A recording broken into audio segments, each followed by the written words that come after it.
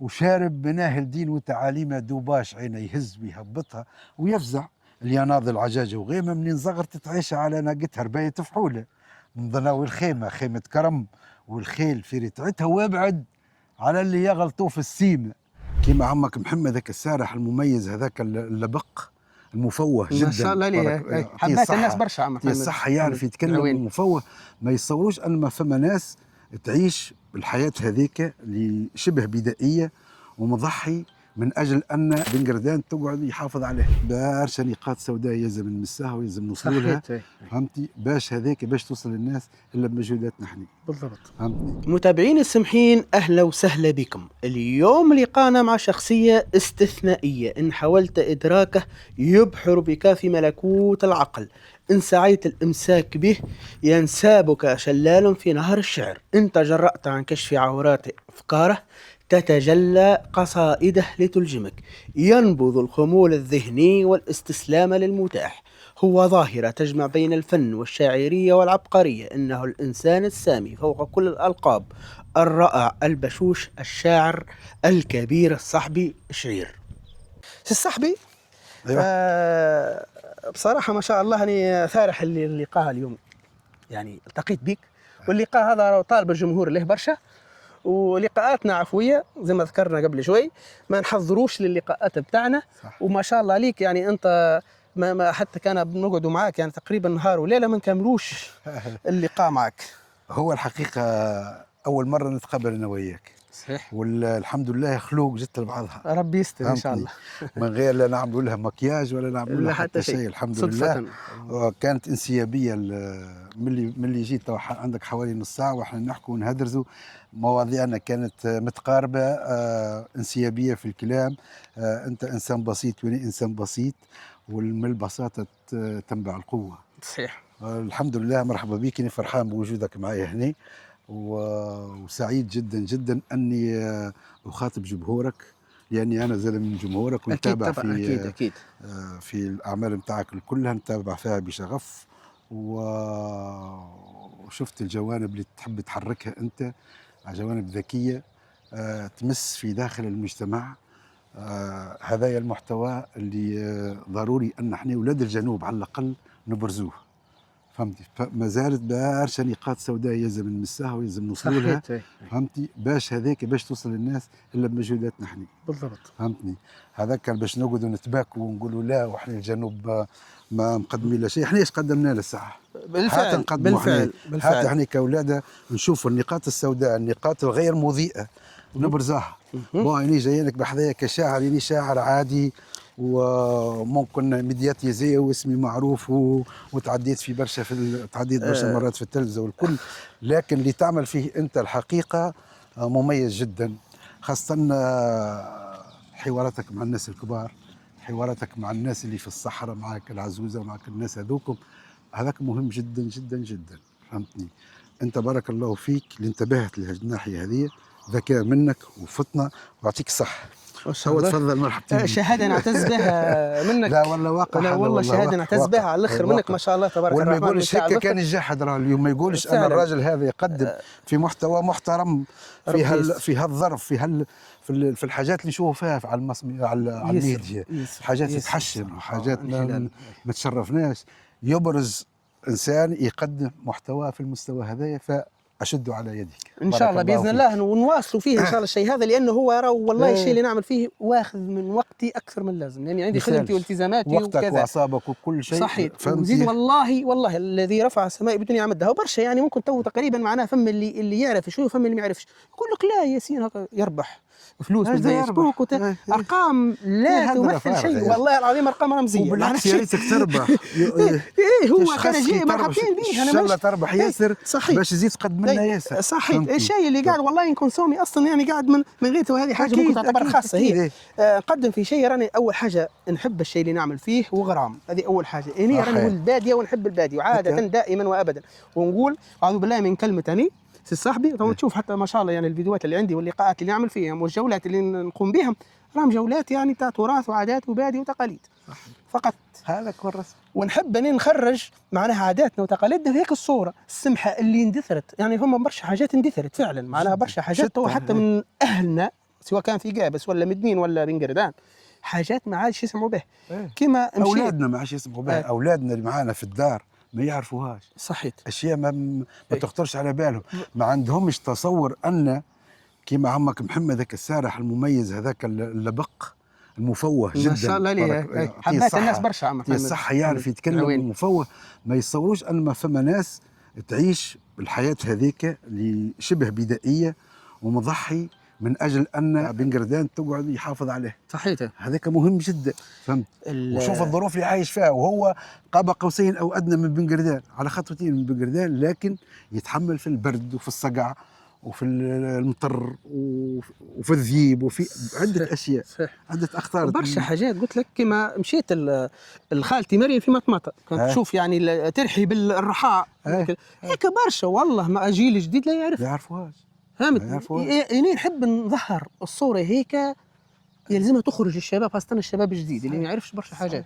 وهذا هو احنا اللي نخدموا عليه، وان شاء الله نواصلوا فيه باذن الله بدعمكم حتى بتشجيعكم. والحمد لله اني سعيد برشا اللي قابلت يعني ما شاء الله يعني قامه فنيه كبيره تعتبر في الجنوب، اللي هو الشاعر الصاحبي شعير. وان شاء الله يكون الحوار لطيف خفيف عليه وعلينا ويكون مميز ان شاء الله. ان شاء الله نحكوا في كل شيء، وما عندنا حتى حاجه تابو. كل ان شاء الله شيء ما شاء الله في الاجواء السمحه في الثاني الرائعه اللي عندك. ناخذ اللقاء يكون لطيف وسميح كما نحبه. سي صاحبي ما شاء الله انت تقريبا يعني غني على التعريف، باش نكونوا واضحين. لا غني على التعريف. نقول لك انا نقول لك غني على التعريف بصراحه ما شاء الله. نجم تقول، اما ممكن عند برشا ناس ما زلت مش معروف، ممكن مش مطلعين على كل اعمالي.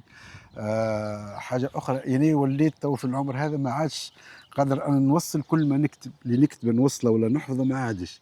قبل كنت اللي نكتبه نحفظه، تو عندي مئات القصائد المطوله وما عادش نقدر نحفظها.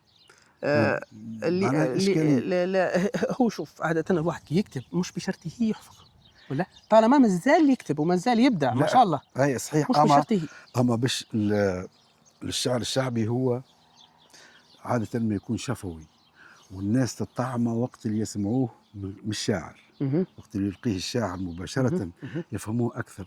لما تعطيه باش يقروه، فما اللي ما ينجمش يقرا الكتابة الدارجة، تصعب عليهم شوي، القصيدة تضيع يعني تضطر أنت باش تلقيها له. صحيح. الشعر كي تلقيه أكثر أجمل عند الناس، يقبلوه أكثر، يحبوه أكثر. قبل ما ندخل للشعر، احنا نحبوا ندخل شوي ما بين السطور. طبعا احنا راهو في لقاءات عفويه ومن غير تحضيرات زيد نعاودها. لا. وراني اللقاء يعني تو سبحان ربي لما يقولوا لي لا ما ندخلش هنا، فما حاجات خاصه راني ما ندخلش فيها، ندخل فقط الجانب المهني بتاع السيد هاك. تو قبل ما نوصلوا نحكوا على الشعر ما شاء الله، اللي تحكي لنا شوي على بداياتك المهنيه، معناها اللي انت متقاعد ما شاء الله يعني من احدى البنوك معنا في تونس. من احدى البنوك تقاعدت سنه 2020، قضيت 40 سنه في ما شاء الله في البنك، يعني رواق البنوك. يعني قريت اقتصاد وتخرجت، شديت نخدم في البنك طول ما قعدتش نهار بطال ما شاء الله. خاطر في السنوات هذيك 80 81 82 معناها تنجم تتخرج منه تخدم منه، فهمتني؟ ف شديت في الخدمه، وكنت وقتها الشعر ما زلت شويه مش اللي معناها نقول الشعر، نقول مرات بعض الابيات نحفظ. صحيح بديت بالحفظ وتاثرت ببرشا شعراء، من ضمنهم الشاعر الكبير المرحوم محمد الطويل. هذا الشاعر اللي كاتب عندي 7 سنين تعدوا نتاع بوغن، من اكبر الشعراء اللي مروا في القرن اللي فات، في اوائل القرن هذا. وكان يزورنا الدار خالي، وكنا نسمعوه ونسترق السمع في ليالي الشتاء. وكانت عنده ايقاع في الاداء نتاعها جميل جدا، ويوصل الارتيكل بيان، يوصل الكلمه كامله.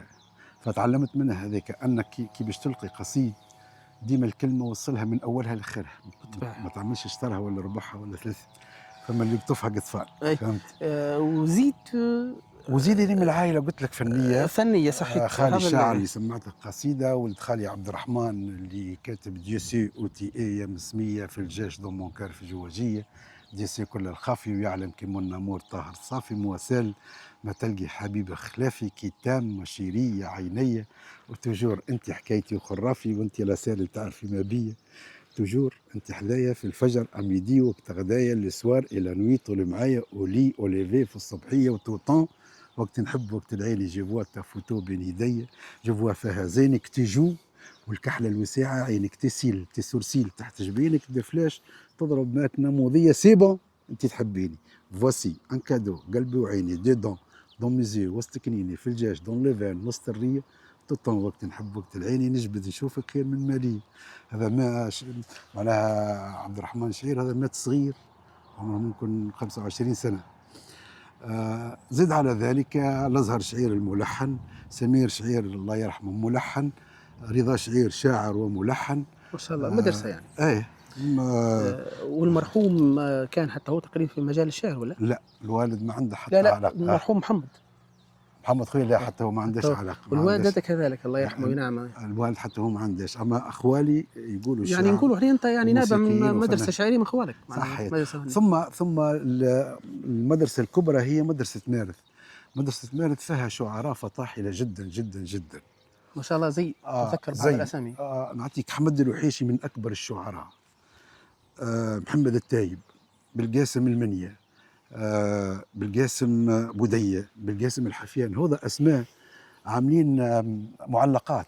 ما شاء الله. معلقات هذوما يقولوا شعر غاديكم. هذا يعني فيهم اللي مازال قاعد حي لا هذوما كلها توفوا وشعرهم صعب. مثلا المنيا هذا المنيا يقول سود المناسم البل. حفظها كامله جيبها لنا محفظ منها برشا. يقول سود المناسم البل، هزاز تلكي الوافي، تخطى مسارب الذل، ترحل تخش الفيافي، الصنط وقول عرفي، ننقش ونرفي، كيالت باجي نوفي، مع الحمل دنزيد ويبه، قمح الشتيلة مصفي مش من مكرفي، عساس وقفت حرفي على الخط رشم الكتيبة، عيني خبارك ترفي بدمعة تهفي، غطيت راسي بطرفي، كل يوم تلفة غريبة هزوا على البل، حفي في البر حفي، تنشق خشيمك تنفي، ما تهربي من نهيبة. وقداش من طفل منفي في البر مكفي لفراش لغطة مغفي غلا مسارحك في الزريف. فهذا قاسم المنيا هذا مرجع. أحمد الوحيشي عند اللامية هذه من أروع القصائد. محمد التايب يقول دون مرادي سود عيونه، بسط شرع بشبحة وزبونة، جيدون الندة غنكدة وما بعدها ردة ومصح، تصعب على الغدة في المدة وكانت تتعدى بسارح، عالناير خدة لابد نعزم على الجدة ونقطعها، نعزم بالليل بتاويل ودرنا ترسيل وتسبيل، ودزيت رسيل كذا مفلت خجلة وقرونة، عين بوك مبيل وتذبيل المقدرة نهونة، دون مرادي سود عيون، دون ولفي بساط وقلعات فتاقة شينات بنسودة، تدير غياقات ضبابات ورمل الفلاوات المغدودة، جوبة وغباط خليات ورمل الفلوات المغدودة، جوبة وقنيف صراعيف الرمل عواطيف وتكشيف. ما شاء الله ما شاء الله. فإنما نعتبر قطرة في بحر في هالبحر. أنا كنت في اللجنة الثقافية، كنت رئيس اللجنة الثقافية، أحصيت 150 شاعر كبار في مارث، فكانت مرجع رقم. ولكن مارث كانت مرجع للشعر الشعبي. لكن بقص على كلامك في حاجة واحدة بين قوسين، أنت قلت يعني مدرسة ومرجع. سي صاحبي والله العظيم ويرى جمهورك وجمهوري اللي حتنطى مرجع ومدرسة ما زلت. لا تبارك الرحمن. يعني ذكرت لك الشعراء القدامى هذوما، تو المعاصرين اللي في عمري برشا شعراء، برشا من احسن الشعراء. منير الحفيان شاعر كبير، برشا شعراء. بالقاسم عبهول من الشعراء الكبار. يعني احنا نحكوا على الشعراء الكبار هذا يعني يلقوا الشعر يعني الشعبي وزاد كذلك معنا نقولوا الشعر عند الطلب، يعني اذا كان في صورة ما الفنانين طلبوا كذلك يعني. لا كشعر غنائي الحق ممكن نفرد بها الحكايه هذه، على خاطر في الثمانينات حسيت ان الاغنيه التونسيه فيها برشا نصوص ركيكه، فقلت بوركوا با ما نشاركش ونقول حاجه اللي توصل للناس. علاش الكلام هيك في تونس. ومن تلك وتشوف اللحظة بداية مقارنة بالقطر الشقيق الليبي عندهم شعراء ويكتبوا ما في شاء الله أغنية في مستوى حتى راقي إيقاعات جدا. يعني ما شاء الله إيقاعاتهم متنوعة وموسيقاهم يعني. خاصة، لا خاصة الكلمة عند الشاعر الليبي، خاصة الأغنية مميزة جدا على المستوى العربي. وعندنا في تونس راه عندنا عبد الصمد عندنا كرشيد، ولكن ما همش لاقيين بلاصتهم يعني عندنا عبد في. الصمد كرشيد صدقني من أحسن الشعراء في الوطن العربي في الأغنية. منين هذا بالضبط؟ هذا من بغرارة من مدني، شاعر مميز جدا، ما لقاش حظه. برشا ما لقوش حظهم، برشا على فكرة برشا معناها برشا ما فبالتالي لقوش حظهم.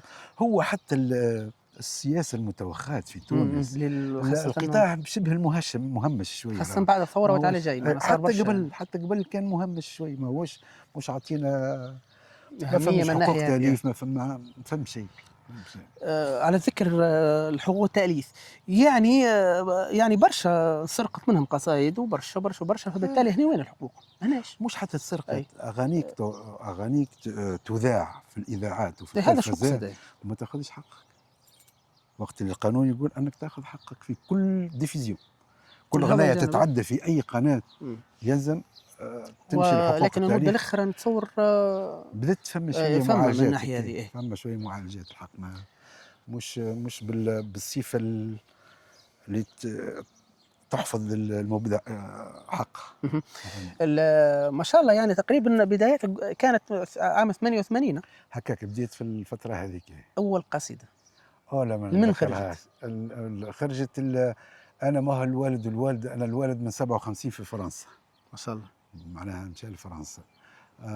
وبعد لحقت الوالده قعدت وحدي لهنا، فكان الغربه يعني هذاك الغربه والفراغ اللي انت فيه هيك الحركت فيا وزيد ما شاء الله من خوالك معناها اللي هم وخوالي، وكان خالي معناها ينكدري فيا معناها اي تعمل هيك وما تعملش هيك. هو راهو ابار انك تقول الشعر يلزمك تتحلى باخلاقيات الشاعر بالطبع. لا يمكن انك تكتب على الكرم وانت ماكش كريم، ما تكتبش على الشجاعه وانت ماكش شجاع، معناها فاتورتها غاليه راه الشعر، ما هي سهله، مش انك تنظم او تنغم كلمات وتجيبهم واوزان وايقاعات صحيح تنجم، اما يلزمك تتحلى زياده بصفات اخرى، خاصه اذا القصيده ماشيه غنائيه اذا حتى او تضاع في مهرجان، حتى شعبيه، انك تغني على القيم وانت ما عندك فاهم حتى شيء. القيم هذه كيفاش ما تصيرش، يلزمك حتى ما فيكش تولي فيك تخلقها في روحك، فهمت؟ باش ما تكونش، لازم تكون ألاباج مع القصيدة، ففاتورتها غالية أكيد. وتكون يعني الشاعر كما يقولوا يلزم يكون ملم يعني بالظروف وكل ملم بالظروف وبالحسن الخلق وبالمعلومات، لازم ديما تقرأ، ديما تكون عندك المعلومة الجديدة، لازم تطلع وتشوف سياسيا واجتماعيا واقتصاديا وفنيا، وحتى مشاكل الفنانين تكون مطلع على جانب منها ولو انها مش مهمه ياسر، وهي ياسر، هي كثيره ياسر مش مهمه ياسر، فهمت؟ لازم تطلع على جانب منها باش تحتاط من جوانب اخرى معناها. لكن هذا في حاله ما القصيده كانت تحت الطلب تولي ملم يعني ممكن. لا انت هذاك صنصير في داخلك، انت تكون ملتزم بنص القصيد باش تكتب، لازم تكون صادق مع النص، كل بيت تكتبه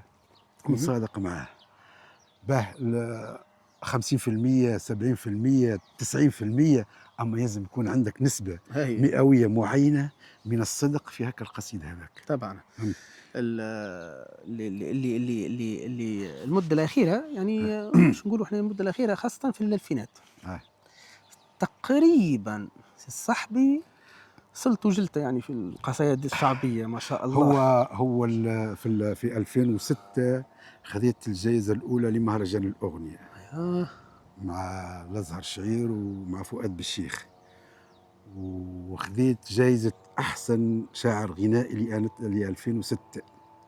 وبعد انطلقت وحينها ما حبيتش عامل دي كاسكيت، الشعر الغنائي والشعر الشعبي، خاطر الشعر الشعبي هو الاصل، هو اللي يوصلك للغناء الباص من الاول. اما الغنائي اصعب على اساس انك في 5 6 ابيات 10 ابيات تختزل القصه الكل وتوصلها، بينما القصيد الشعبي يعطيك معناها بطحه برا قول كيما تحب، ما شاء الله. خاطر المستمع ينجم يستهلكك، فهمت. تو فنان مثلا، ما شاء الله. تو انت تعاملت مع يعني مع برشا أكثرها. برشا فنانين، خاصه اللي عندنا يعني في الجنوب هني. تو مثلا نقولوا احنا القصيده ما تكون حاضره قبل ولا تكون تحت الطلب؟ يعني قولوا مثلا فنان معين حب على قصيده بمنوال معين يعني. لا على الطلب من عمري ما كتبت. ما تكتبش لا طلب؟ لا، ما يجينيش فنان يقول لي عندي فكره الفلانيه وعمل لي فهم، ما نكتبليش. يعني تكون القصيده حاضره، كان عجبتها اهلا وسهلا، ما عجبتهاش. صحيح. القصيده تستخدم ما بين الشاعر والملحن، وعادة اللي ما عنديش احتكاك كبير مع الفنانين والفنانات. فهمتني؟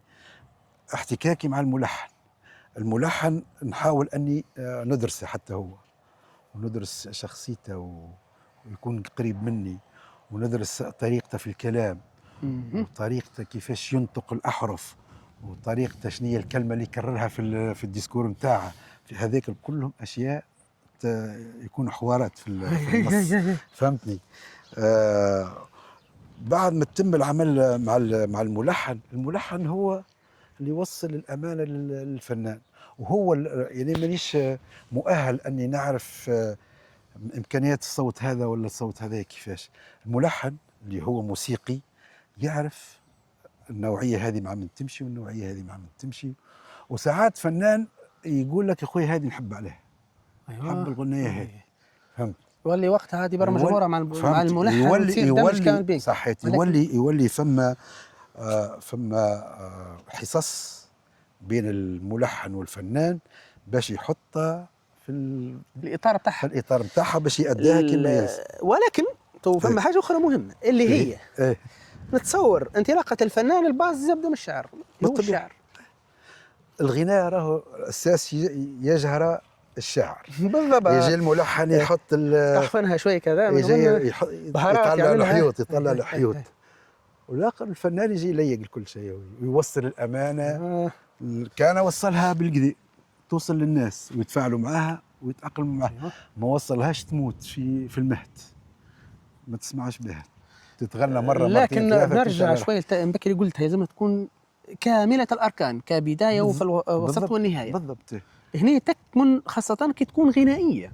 اي بالضبط، غنائية. خارج الجمهور، اللي انت تعاملت ما شاء الله مع فنانين كبار عندنا في الجنوب، كما الشاب عماد، كما رؤوف ماهر. وقبل هذا تعاملت مع صلاح مصباح، فيصل الرياحي، نوال الغشام، نجاة عطية، أمينة فاخت، الشادلي الحاجي، فؤاد بالشيخ، الله ربي يشفيه إن شاء الله، فؤاد بالشيخ.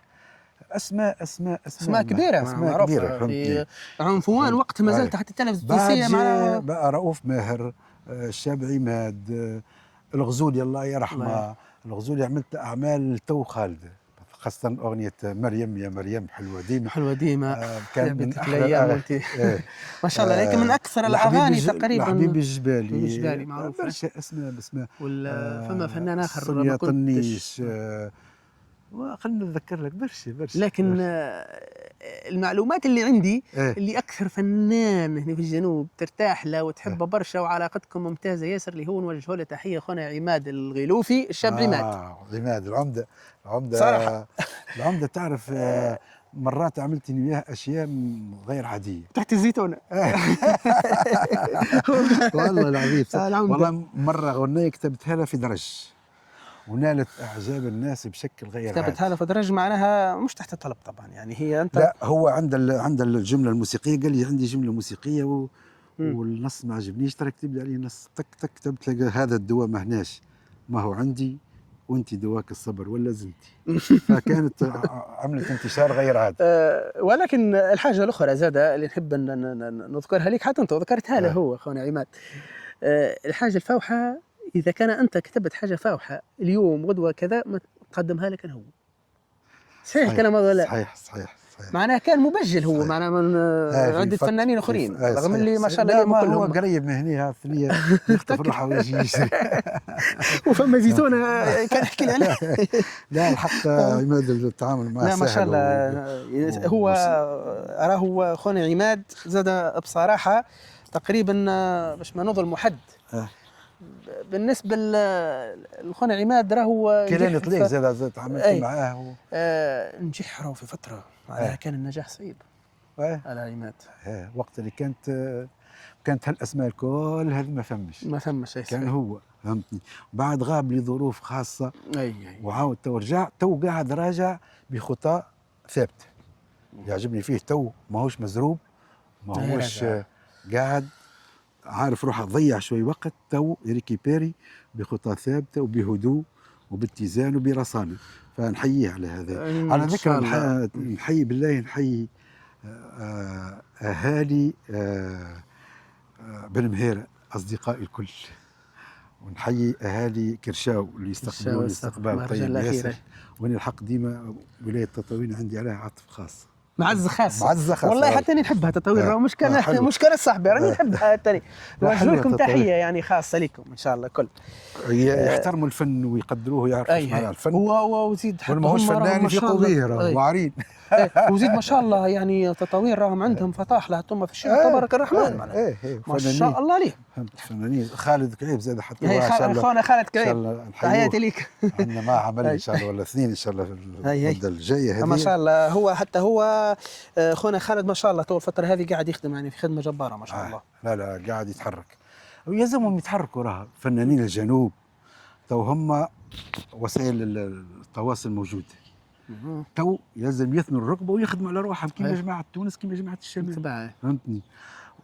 خاصه الاغنيه قبل كانت ثم زي صنصير صغير على الاغنيه ما تسمى الاغنيه البدويه ولا الجنوبيه فهمت. دولة ولات اثبتت نجاحها من خلال رؤوف ماهر من خلال بعض التجارب البدويه ركز برشا رؤوف ماهر نوجه له تحيه خونا رؤوف ما شاء الله يعني على الاغنيه البدويه اتقنها ركز عليها ووصلها احنا لا محاله اولاد الشعير كنا سباقين في الموضوع هذا وكلينا العصا من قبل بعتالي جه هو بامكانياته الصوتيه المميزه بحضوره الاستثنائي ليه المساحه زاد راهو قدامه وافره ما شاء الله معنا ككتابه لا يعني حتى هو ذكي جدا لا ما شاء الله ليه هو ما شاء الله ابدع على المدى الاخر معناها عنده حضور ركحي مميز الله يبارك فهمتني.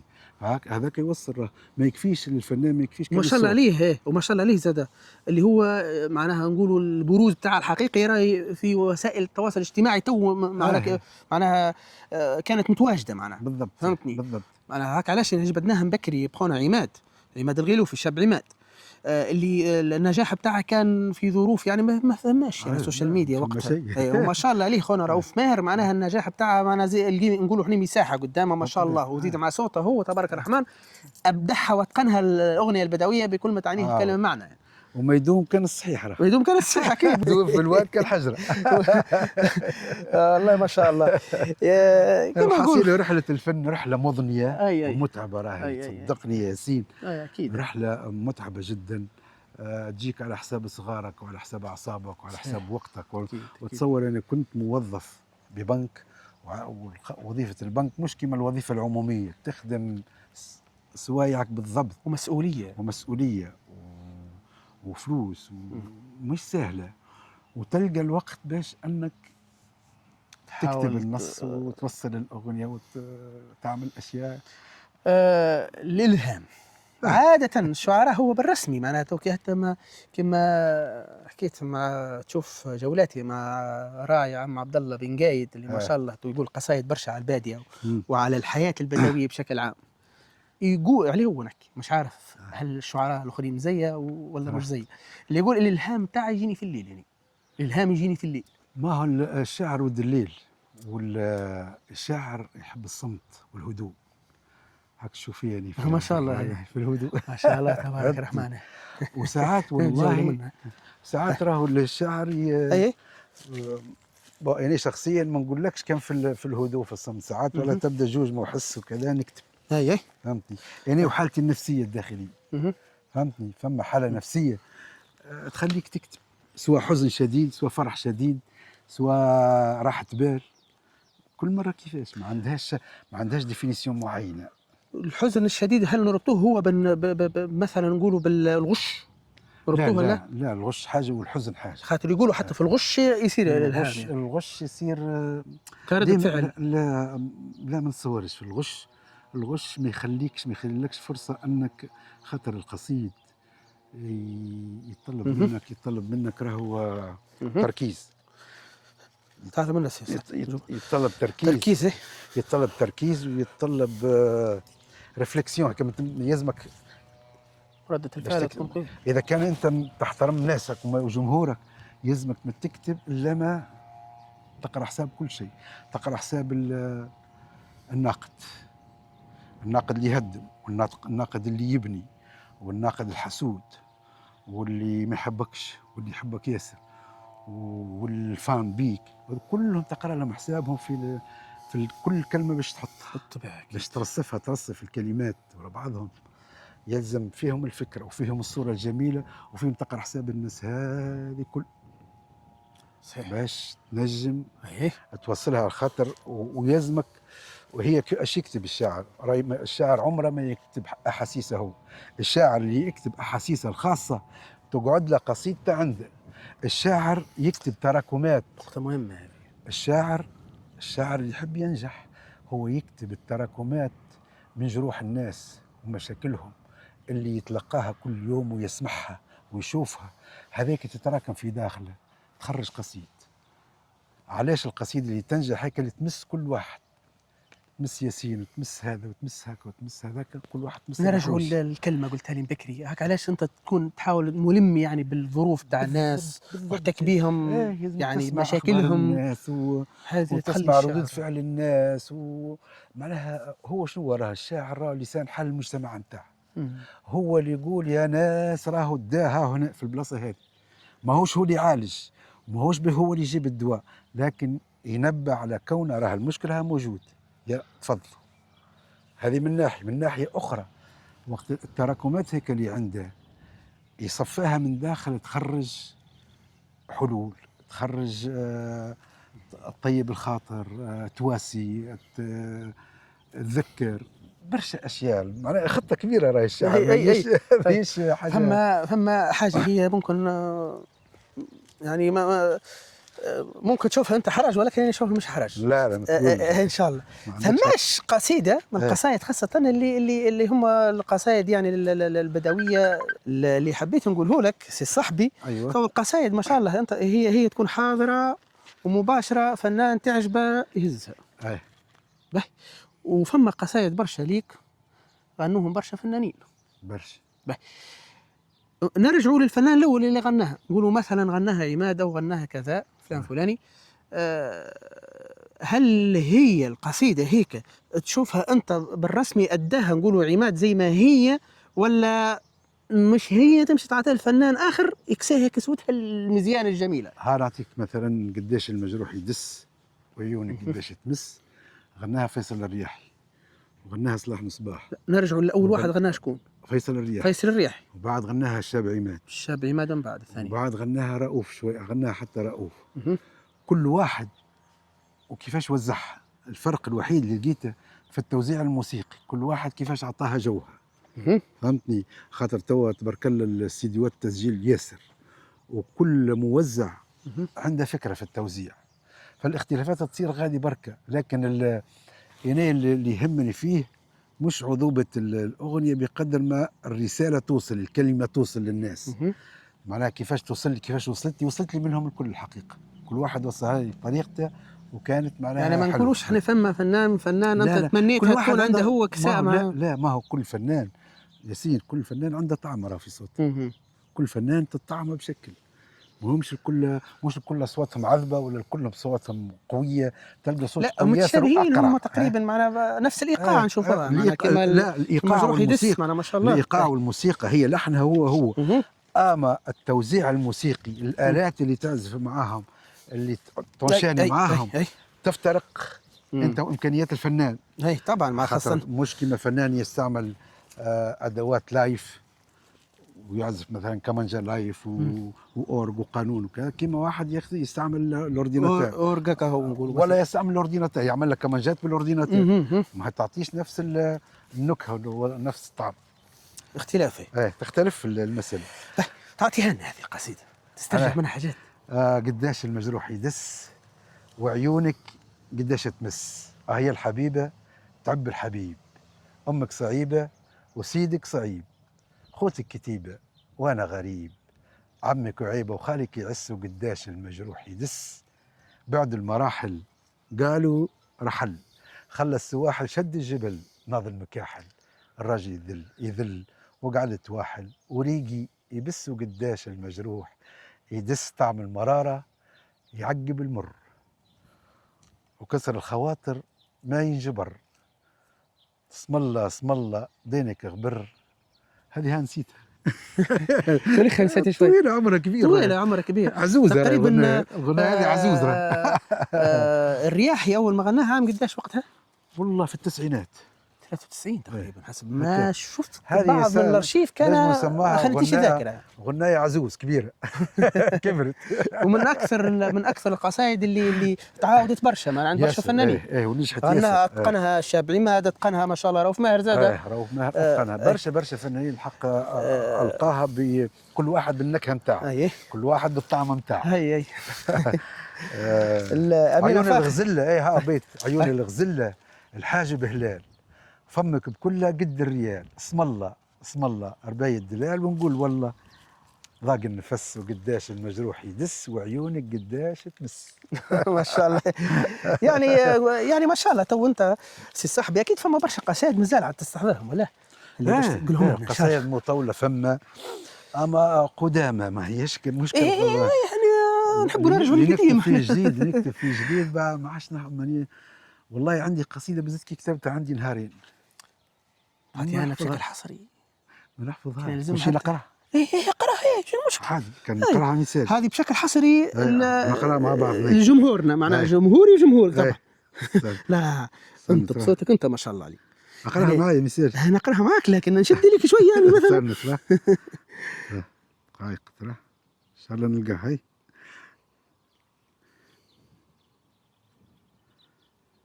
تقول الشعر عندي زي النفس وترتاح لمشاعري والانفاس، يطفي لهاليب وسط القفص، بر التناهيد عبت الكاس، الذوق القماقيم هيك اللي تحس اللي يقسموا الحق، قص الانفاس الذوق المجاريح، يوصل يمس وياس المجاريح، تعبت الناس وراهي القصيدة كيف الفرس، تحظب وترقب وتبغي لمراس وفارس، ومن يوم فقس الفص في بيت واسع وثابت الساس، وراهي القصيدة تبني العرس، تعلل الحيوط بنقش القياس، وراهي القصيدة كيف الجرس تنبه وترفع فيك الحماس، تمجد وتشكر تثبت تعس، توقظ النايم عند النعاس، تنوض عليهم مدافع الحس، وترمي ورميانها بالرصاص تضيق على الظالمين النفس، تجور على الخايبين الرخاص، استغفرت والفكر عندي حبس، وتعبت من الشعر يزي خلاص.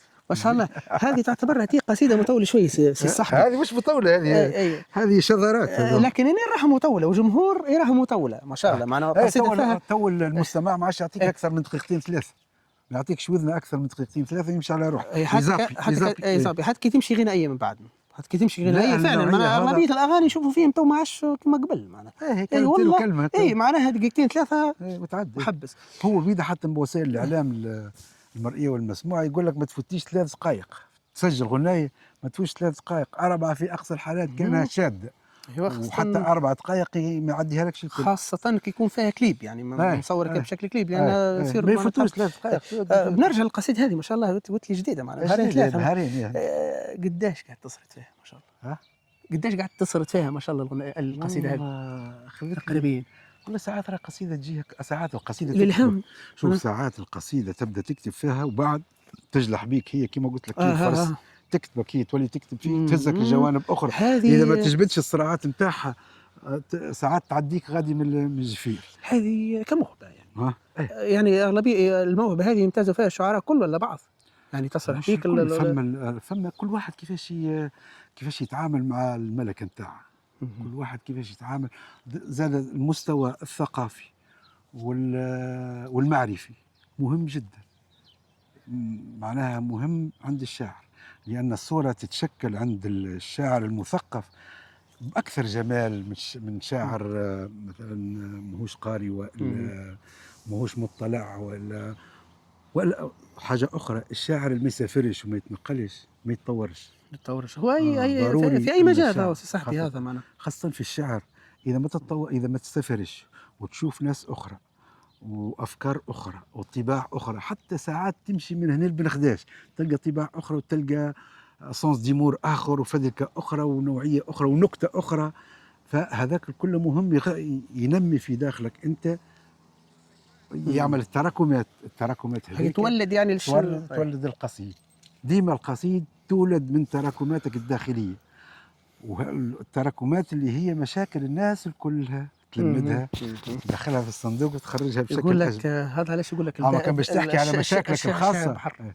اما كان باش تحكي على مشاكلك الخاصة، برشا قصايد اتقالت في حادثة معينة.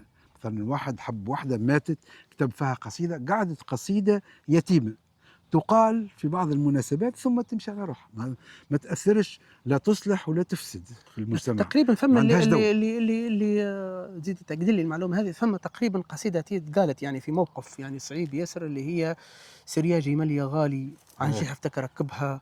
حادثة هذه حادثة هيك حادثة. اللي حسب المعلومات اللي عندي، والله اعلم، تزيد تاكد لنا انت المعلومات هذه كان صحيحه ولا غلطه، اللي هي صارت الواحد حب وحده يحبها حب يعني عظيم كما نقولوا. منين كان الحب؟ اي من كان الحب صادق يعني بالفعل. كان يعيش في فرنسا، كي يروح شاف الموقف قدامه، معناها كيفاش اللي حبها عرست وركبوها على هيك الجحفه معناها كذا، وغنى عليها جاب القصيده. هو يظهر لي شق الجحفه وتعدى في وسطها تقريبا. هل هي صحيح الساعه الموقف هذا؟ ديما تدخل الاسطوره، تدخل في الاشياء هذه، ما تنجمش تاكدها صحيحه ولا غلطه، وتنسب الى اكثر من جهه واكثر من تكون شاعر مجهوله الهويه. بالضبط. الاول الباز تاعها، وهذا هنا وين الحقوق المؤلف كان ضايع. لا، ما هو قصيده كيما هذه معناها الواحد كان يعيش كما حكيت لك القصه هذه، القاها بشكل كذا ومن بعد مشت غنايه، فطبيعي معنا حتى ولو كنا معنا تو حاليا معنا في فما يعني نقولوا حقوق يعني بتاع تاليف ونشر وكذا، يعني نتصور معناها بدا يفر معناها مجهوله الهويه معناها قصيده. فهمت؟ تو مثلا كي نسالك انت كشاعر، موضوعها زاد يقعد الموضوع محدود في هيك الجو نتاع قصه الحب اللي معاشه ما بين الشخص هذايا وصاحبته فقط. بينما فما الدور الشعري يكون اكثر شموليه، والشاعر كما قلت لك لسان حال المجتمع ككل، لازم يمس كل شيء، لازم يتفاعل مع كل شيء، ما يتفاعل زيادة بخفه، واي لقطه ولا حاجه ينقز يكتب فيها ولا يكتب عليها ولا لا، لازم يحدد الروح موقع وموقف معين. ما يطيحش من روحه، يبقى يحافظ على نخوة الشاعر وخشم الشاعر ومعناه علو كعب الشاعر. لازم يكون ديما الشموخ عند الشاعر مهم جدا، هو الباز، لأن دوره حتى القبيلة تعطيه دور ريادي في جلساتهم، في دوره هو كشخص عنده دور أعلى من العامة. فالشاعر اللي يطيح على المستوى هذاك يقول لي ما احترم الشعر وما احترمش نفسه. ولهذا جمهوري ما شاء الله باش نزيد علاش نقول لك جمهوري طالب اللقاء هذا معك ليه برشا والله العظيم. نسلم عليهم ونقول لهم خذ من كبار التجربة خبرتها وامشي على منعتها، وديما العزايم عالية ثبتها، وبالك خصاص العقل تصنتها. خذ من كبير الهمة نظيف معدنا ثابت وصافي دم، مدى العمر ما عدوا عليه مذمة كريم، والكرم في الناس اللي مخالطها. زي الغدير ينزح ويقعد جمة، خير من أصباخ الملا على كثرتها. ومعروف اللي يشمر ويصفن كمة وياخذ عليك المشكلة برمتها، يدلك على الشور السقيم تأمة، ويحميك من الأيام في برمتها. اليقال ثابت في الكلام يتم، يرجع خيوط مصرمة الكبتها، وابعد على اللي خلطوا في اللم، ومش غريبا لمها يشتتها. مسانيح تتهاتر وشي ما ثم أمخذ أمية تعرضك رغوتها، اللي تقول هذا هو يرحم أمه جبد السلاسل في قفاك خرتها. اللي تقول هذا هو يرحم أمه بكت من كبرها ووحدتها، ولا ليه لا من الفم لا من كمة، وزيد بها حقات الذنوب من دعوتها. والأيام يا ياسين راهي لفع عاقد سنة، مد العمر ما عدوا عليه ذميمة، وخابر خطاوي الخيل من قربتها. وشارب مناهل دين وتعاليمه دوباش عينه يهز ويهبطها ويفزع. اليناض العجاجة وغيمة منين صغرت تعيش على ناقتها رباية فحولة، نظنوا الخيمة خيمة كرم، والخيل في رتعتها، وابعد على اللي يغلطوا في السيمة، لا يفرزوا القعدان من بكرتها، لا يعرفوا النعناع من الغريمة. تجيب المرأة وتموت من غصرتها، تجيب المرأة المقروع ديما ديما، يفك بنت عمها راكبة جحفتها، تجيب المرأة الأجواد ليهم قيمة، على النار تقعد بايتة قدرتها، تجيب المرأة الملبوب وإذا سقيمة نار جعبتها يوم المرات مرتها، تجيب من عيونها حارات جحيمة، يزعز وكلمة عيب ما يفوتها، تجيب الذكر يدخل أمواج عظيمة يجلب أقوات الحوت ويقوتها، تجيب المرأة وتجيب كلها ميم، وتعرف أطناب البيت من بهجتها استغفرت، نقضت لي جروح قديمة ناس ياسرة ومرها عشرتها، خذ من كبار التجربة خبرتها، خذ يا حبيبي دبارة، خذ فكرتي ما تلحقكش خسارة، في وين تلقى بيت طاح ستارة وبان البلل في علوها وكربتها، أما ليه زرعوا في الغتر ووعارة، وما هي سبولة تبان من حلتها، واللي زرع الشر نار خيارة، والماخذة تشرب لبن شكوتها، واللي غرس في الكتف سما ظفارة، يشرب رتغ الأيام وعفونتها، تصاريف عقلة هايجل هدارة وطلقت حواشي ملفطة، ركبتها رزم رعدهم في مزنة يتهارى شبوب المطر، تنبيك من قجتها ولا فايدة، فايدة خلي الكلام إشارة وخلي القصيدة مكملة خرجتها، وتعرف ونعرف كل حد وكارة، لقيت من يتذوب كبتها نظرتها، ولد أصل درنا للشرف عبارة، رغم التوالق طايبة درختها استغفرت، هالموضوع فاحق تارى البل الهزيلة تبان من ذروتها، خذ من كبار التجربة خبرتها وامشي على منعتها، وديما ديما ديما العزايم عالية ثبتها، وبالك اخصاص العقل تصنتها. ما شاء الله تبارك الرحمن. هذه من قصائدك المطولة. اي هذه مطولة فيها عرف ما كملته لك. ايش مشكلة ما شاء الله انت تقريبا معنا كان في الاخر معنا. هذا يزيهم النصائح للوليدات. لا ما شاء الله، يعني هذه تعتبر زاد من القصائد القديمة شوي ولا؟ عندها مديد. ايوه هذه ما تغنتش. لا لا ما تغنتش خاطر مطولة شوي ممكن ولا غير لا ما تغنتش خاطر طويلة. لا طويلة ما تغناش، هذه شعر شعبي ما تغناش. خاطر طويلة. قال لك واحد اخر اسمها تعجبني هي هذه تقول سخنت بيك اكتافي. لحظة هي خلينا نريقلوا البوزيسيون تاعنا خلينا نقولها وين نمشوا احنا هيك. هي برا. تقول سخنت بيك اكتافي ومديت لك مقروني، وصقعت وانت دافي شتيت في كدروني، عرضتك ونجري حافي نبحت كلابك جوني، لو كان قلبك صافي تنظر وما يعضوني، أفراح كثر ريافي على ناس ما يحبوني، زي من حرث السافي الرملة ملت عيوني، نقول له هزيت راسي بيك وقلت السحاب انطولة، وحصلت بين يديك منين الوطامة بلولة، وزلقت وانت شبيك ما قلت شي برولة، بعتك وخالص فيك وفي تورتك محلولة، ما عادش نعديك ولا نهز فيك عيوني، سخنت بيك اكتافي ومديت لك مقروني، وصقعت وانت دافي شتيت في كدروني. ما شاء الله. هذه جديدة ولا؟ يا عم عندهاش ياسر. عندهاش ياسر هي. هذه تغنت. شكون غناها؟ غناها الازهر شعيب. الازهر شعيب وقتاش غناها بالضبط؟ والله عندها عام تو حوالي عام. الأمانة أول مرة أسمعها. ما شاء الله قصايد يعني بدوية من النبع. هذه كرمة غرستها السنة. كرمة هذه غرستها السنة. ما شاء الله. هي يعني ضربت طول. ضربت ما شاء الله. تبارك الرحمن. غرست هذه السنة غرستها. كوبا ولا عود؟ لا والله عود. ضرب طول ما شاء الله. ضرب ما كثر الماء يجيب. لا غرست حوالي 70 كرمة. وشني ماكم هنا بركش؟ ما أنا عندي ثانية ما تنزحش خلاص. أنت ثانية مش يعني ثانية. عندنا البير.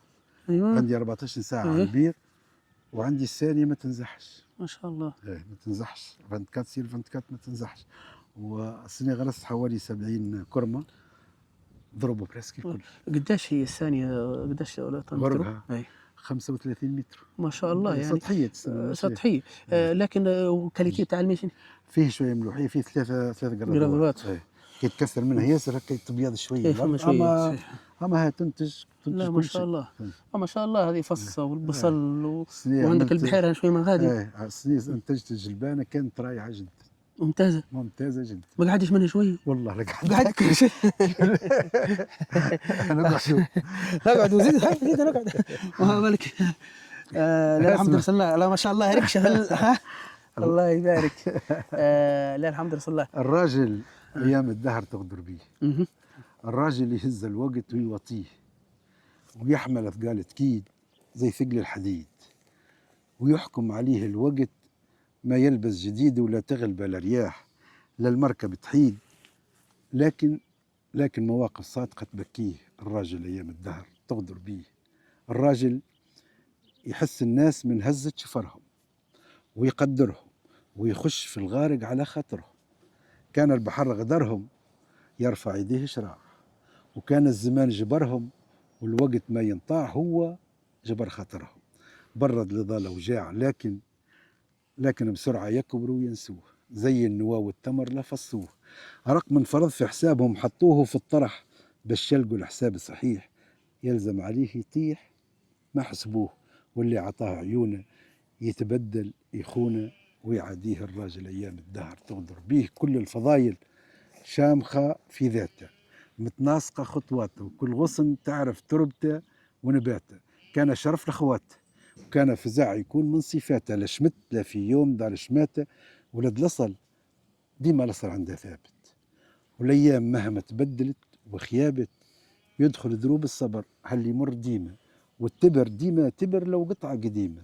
وإذا بكت في الكبر هالدنيا الظليمة يدير التجارب ثوب وتغطيه. الراجل أيام الدهر تغدر بيه. الراجل يهز الوقت ويوطيه. هاي نور. الله يبارك لك ما شاء الله. الله يبارك فيك. يعني ما شاء الله يعني هو حتى من خلال الصرح هذا ما شاء الله والساني السمحة هذه اللي هم يجي هو حتى اللي يبدا مشاعر ساعات يبدا الروح يقبك. هو المكان هذا ولو انها في الجنوب كل فنانين تونس زوهنا اكثرهم بيتعاملوا معي. اي زاروا المكان هذا ويعرفوه ما شاء الله ويحبوه. ايوه. لا ما شاء الله مكان مريح يعني حتى الريحه سبحان ربي. هو والله هو كما يقولوا حتى انا راهو عندي الوسع غادي شوي ونقول هاي كل مره نعمل ثانيه. ما شاء الله ما شاء الله الوسع ياسر. وباقي ونسكن انت ونسكن في الورسنيه. لا نسكن في المعمرات العقله حي اولاد هلال قدام. والله ما شاء الله الوسع اللي عندي باقي اكثر من هنا. لكن شنو هي تحب وسع بال وتحب الامكانيات وتحب عده امور. انا تو ما شاء الله كي نعمل ثاني زي هذه اوكي نقد نعمل من الاول معناها كذا نبديها، لكن شكون بيوقف عليه؟ صحيح. ما الوقفه هي الصعيبه صح. تعرف فما حاجه كانت موجوده ما بين مارث وبين قردان. كانت فما نوع نتاع اليونس تصير ما بين العائلات قبل خاصه كانوا يحرثوا هني. صحيح. سامع به هذه. هم يجوا يحرثوا قدام كي تصب قدام وحنا نحرثوا قداهم كي تصير مطرغاتي. وحنا عائلتنا دار شعير اصحابنا اللوافي. هذا في بن كردان اصحابنا. اصحابنا اللوافي. هذا اللوافي في بن كردان موجود. زليت انا. اللوافي هوك اصحابنا احنا. يسكن في الصياح. طريق الصياح وفي الصياح. نحييهم كلهم. نجولهم تحياتنا اخواتنا الكل يعني حتى اللوافي معروفين. كل عائله في بن كردان عندها عائله. هنا زاد كذلك في مارث. معناها نقولوا احنا كي تصب المطر غادي تمشوا تحرثوا غادي كذلك هم كي تصب المطر اللي بدي الخير عاتي ربي هنا بالضبط يحرثوا هنا سواء كان شعير ولا قمح.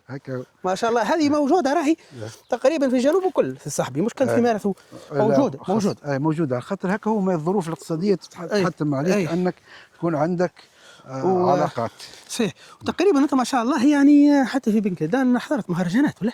حضرت مهرجانات وافراح وعروسات واصدقاء حتى طور مشيت لها غادي. يمكن ولا ممكن والله حسب المعلومات اللي عندي حتى طور مشيت لها غادي. ممكن والله ممكن هيك يبدا صديق نمشي له ما نتكبر على حد ونمشي للناس كلهم. تقريبا كنت تلقي حتى القصيده وبتلحنها بطريقتك الخاصه شوي بشكل غنائي ولا؟ لا مع الالقاء نتاعي في الشعر عندها ميزه خاصه كيف نلقي الشعر كما كنت تلقى فيه ما شاء الله. انا علاش تنبكي قلت لي يقرا معي خاطر ديما تبقى راهي نبره الشاعر. صحيح. السورس يبقى هو. انا قلت لك الارتيكيلاسيون هي المهمه. كيفاش تبرز الكلمه للمستمع باش يسمعها. خاطر قبل يقولوا الشعر الشعبي ما نفهموش في تونس خاصه نقولوا احنا من الوسط برا غادي. انا قلت الشعر في سكره. في سكر في قلب سكر في ريانه غاديه. واستصاغوه وحبوه الشعب في سهرة فنية هيك. وانت بالمناسبة تو مثل الشعب عماد ورؤوف ماهر اغانيهم ما شاء الله مسموعين حتى غادي في الشمال بالطبيعة. حسن رؤوف ماهر اللي المده الاخرى على السوشيال ميديا ظاهر برشا بالطبيعة اللي اغانيه فرضت نفسها الأغنية البدوية. صحيح. راهي الإشكالية اللي كانت فاش كانت قبل عاملين علينا امبارجو على أساس ما تمشي كان الأغنية متاع العاصمة. في وقت العاصمة فيها 2 ملايين يسكنوا في العاصمة 2 ملايين، وال10 ملايين الآخرين يسكنوا برا من العاصمة يحبوا الأغنية البدوية. من أعالي الكاف حتى الذهيبة يحبوا الأغنية البدوية اللي فيها مضمون، اللي فيها معنى، اللي فيها كلمة تمس، اللي فيها كلمة جارحة أو تحير الجروح. فهمتني؟ مش تحت الياسمينة في الليل. تشتري تحت الياسمينة في الليل وبعد يلزمنا نوع، يلزمنا نعملوا يعني نقول عشفاها بالله تحت الياسمينة في الليل نسمة والجو مواتين. حتى انسان عادي يقول لك بالطبيعه. وهي تعتبر زاد هي للشاعر شكون قال الشاعر وقت الهادي جويني غناها ومن بعد وغنوها بعدها برشا غنتها ألفة بالرمضان صحيح. لكن ماتت نقول حاجه لا هي في بعض الاماكن ما زالت تعيش وما زال فما ناس يحبها ونحترموا الناس اللي يحبها، لكن ما تجيش على حساب ذوقنا احنا العام زاد. بطبيعه الحال لان كما كنت تحكي معناها 2 مليون في العاصمه وانا عندنا 10 مليون اخرين معناها راهو فما اغاني كتبناهم وقت اللي يسمعهم المستمع متغرب يبدا يشلط في روحه مش ايه. فما اغاني مؤثره جدا وتوصل لعمق الانسان، وهذاك هو الفن. كما عندك قصيده قدمتها الشاب عماد على الغربه ولا تقريبا غناها هو ولا ما عادش نستحمل برشا حاجات ما شاء الله. تو اكيد تنجمش تسترجع شوي من الارقام اللي عندك يعني من قصايد؟ صعيبه ياسر الحكايه. صعيبه ياسر والله العظيم. عندي توا عندي برشا اغاني، عندي حوالي 200 ولا 250 غنيه باش نصبهم في حقوق التاليف. هاني تو غير القصايد اللي مشاهد غنائيه. هاني تو واحد فيهم والله. نقعد استنى شوي دهشنا من المشي. ريت فصك هكا الميت تو يمشي. راي قطره احنا نقول لكن هذا مش ري قطره هذا ما شاء الله ري هذا يبخبخ يروها بالباهي ما شاء الله. قداش يقعد تقريبا هيك باش يمشي قلت 3-4 سوايع تشرب الفريده تعدي واحتاج تقص لي. احنا نقولوا راي قطره يمشي كالغرسه يعني يمشي الزيتونه يمشي. هذا مش ري هذا كيف لا نقصد الري قطره وهذا مش ري قطره هذا شو يسموه النوع نتاع يعني تاع سقيه نوع بخاخه حاجه يقول لك. ما شاء الله اللي كنا نرجعوا للارقام اللي هم يعني الارقام دي كبيره. لا ياسر حوالي لازم تقول 30-35 عام وانا نكتب ما شاء الله في كل وقت وفي مع كل برشا ملحنين وبرشا شعراء برشا فنانين ما نجمش نحصرهم الحقيقه. تو هاني في محاوله لحصر الاغاني هذه حكم بتصبهم يعني باش نصبهم باش ناخذ توا باش ناخذ بالفنان فما فنانين ماتوا فما ملحنين ماتوا فما اللي مازالوا السجل الارشيف يوريك مازال ما انا موجود عندهم يعني موجود عندك عفوا والله باش فيه شوي بحث. عندي النصوص العقود ذات كذلك ولا والعقود فما من غير عقود وفما برشا كما كان يحكي لنا خونا عماد تحت زيتون هذول تكتب له قصيده ورا روحك دريتهم في لافايات على الكبوت نتاع الكرب يقول لي باش تدخل الاستديو يكتب لي غنايه يكتب لي هل تجي غنايه برا لا عقود لا شيء كذا شيء معناها وشكون يضمن من بعد خاطر وفما زاد اللي لا هو بعدين لازم يصير العقد ما بين الفنان والمنتج فما اللي ما يصيرش فما المسير هكاك تحت الطاولة تخلص كذا منه تحت الطاولة لا عقود لا شيء. لا ساعات تخلص ساعات ما تخلصش راهو مش ديما تخلص.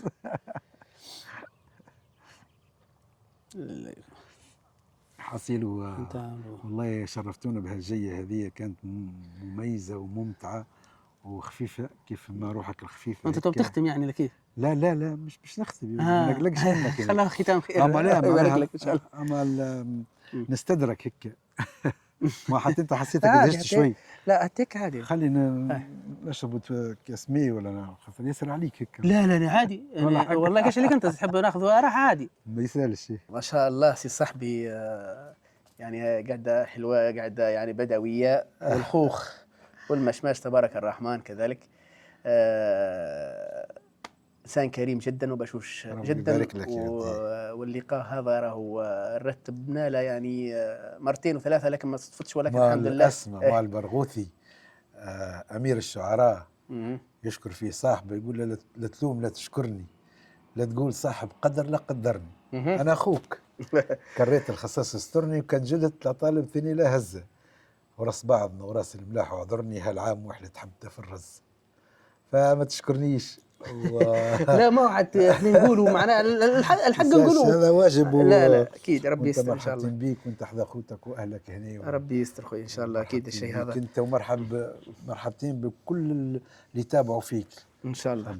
وجمهوري هو جمهورك، متابعيني بالطبيعة، متابعيني فردا فردا. متابعيني هم متابعينك بالطبيعة. ومن اللي بديت اللقاءات قالوا لي من ضمن الصبر الأراجيت مع صاحب الشاعر بارك كبير، الله صاحب فيك، الشعير كبر قدره.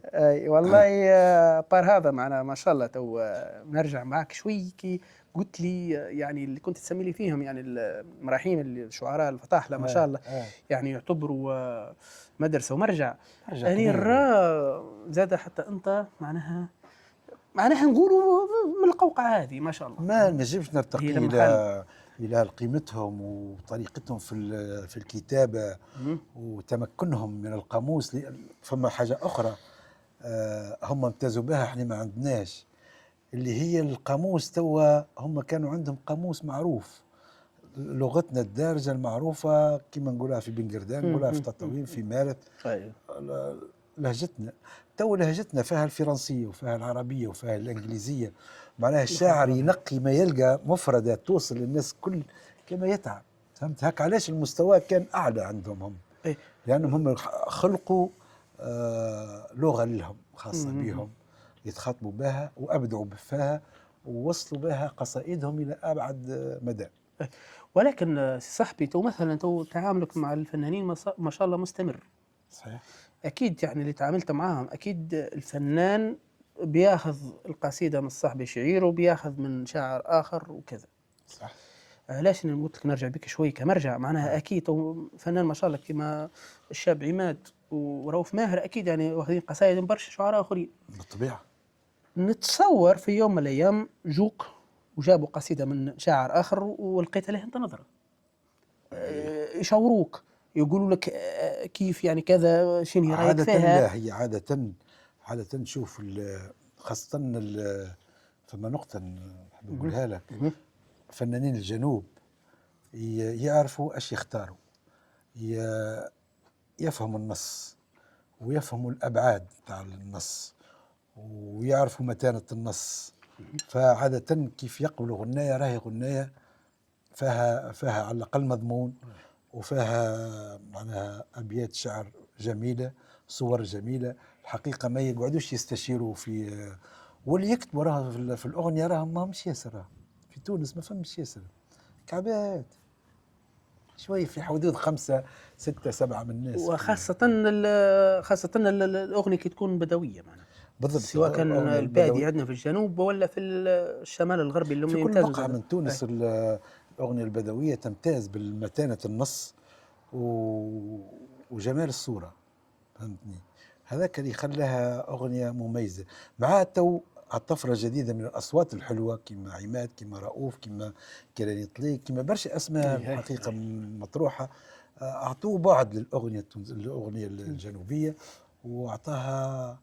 ولو أنها ساعات يتهمونها. مثلا أنا عندي أغنية كتبتها وقدمتها المهرجان، الأغنية رفضها وقال لك الكلام زي ليبي.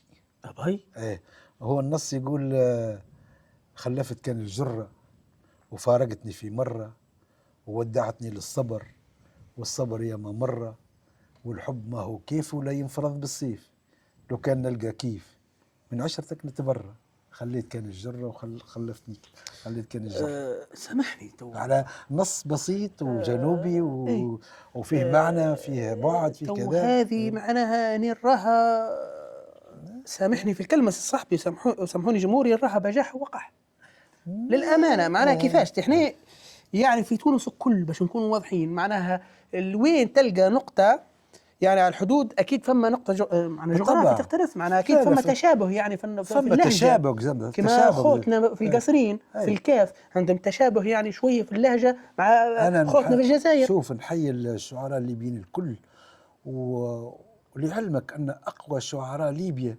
اللي موجودين على الحدود التونسية الليبية، من أقوى الشعراء في ليبيا هم شعراء الصيعان والنوايل. عندهم شعراء مميزين جدا نحييهم، ويكتبوا النص ما يبعدش في معانيه وفي تراكيبه، ما يبعدش على النص نتاع الجنوب التونسي فعلا معناها. فهمتني، ويتفاعلوا مع نصنا ويحبوه ويفهموا الصورة نتاعنا كما نفهم احنا الصورة نتاعهم، ونتفاعلوا معها بشكل كبير.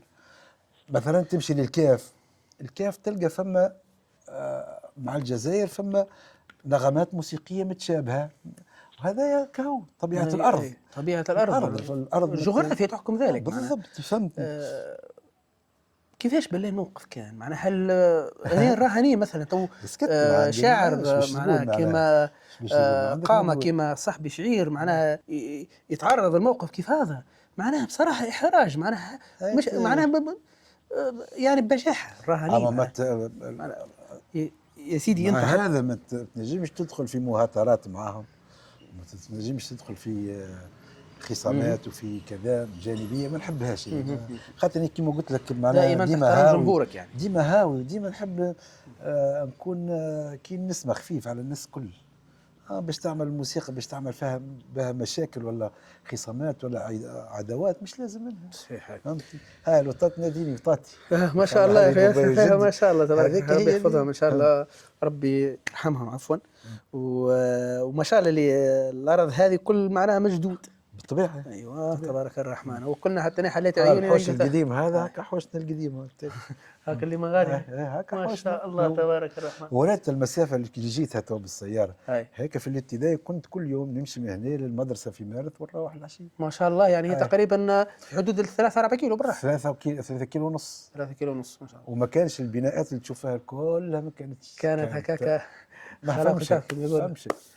هو راهو شوف تقريبا كل معناها من باباي تعتبر من جيل باباي معناها من جيل باباي ضحوا تعبوا بالطبيعه، وراه كان برد شديد وكانت امطار وكانت اشياء. باباي يخبر فيه كان يقرا يعني يعمروا في كسكروت بالحلو بتاع دوره. احنا تعرف ناكلوا احنا مع المارث عندها خصوصيه، احنا نتغدوا ربع خبزه طاسه لاقمه. اللاقمه معروف عاد يقابس كل ما شاء الله.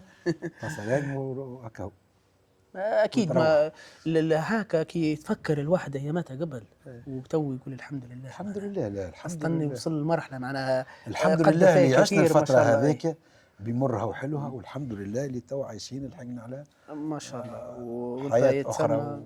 هنا تقاعدت يعني تقريبا 5 سنين 6 سنين من اللي تقاعدت يعني، وحتى الحياه المهنيه بتاعك كانت من اصعب المهن تعتبر. تخدم في بنك راهو مش سهل وأمانة. وخدمنا البنك ضمير خدمت البنك وقت اللي كانت معناها بالطريقه البدائيه بالفيشه وتقيد خاصه البدايات. الاحمر اللي يدخل في الاحمر تقيده بالاحمر، واللي يصب فلوس تقيده باللكحه، مش كيما بالاورديناتور تو بالتقنيات الجديده كل شيء وتطبيقات وكل شيء بالاس ام اس.